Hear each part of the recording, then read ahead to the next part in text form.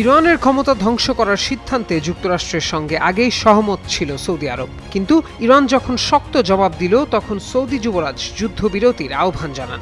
এ নিয়ে এক পর্যায়ে বিবাদে জড়িয়ে পড়েন মার্কিন প্রেসিডেন্টের সঙ্গে।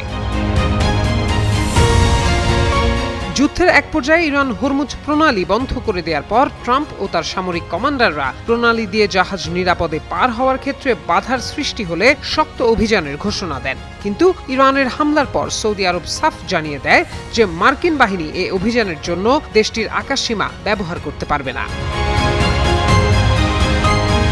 প্রজেক্ট ফ্রিডম নামের অভিযানটির বিষয়ে সৌদি আরবের সঙ্গে কোনো পরামর্শ করেননি ট্রাম্প।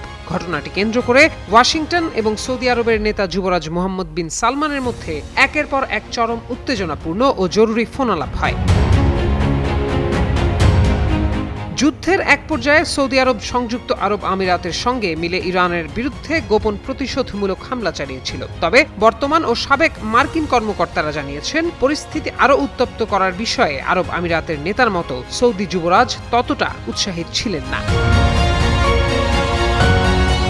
বর্তমানে মার্কিন প্রেসিডেন্ট যখন তেহরানের পারমাণবিক কর্মসূচিকে সামনে রেখে ইরানের সঙ্গে কূটনৈতিক সম্পর্ক বজায় রাখার চেষ্টা করছেন, তখন সৌদি আরব মার্কিন অগ্রাধিকারকে তোয়াক্কা না করেই পাকিস্তান ও চীনের সাথে সম্পর্ক মজবুতের লক্ষ্যে এগিয়ে যাচ্ছে।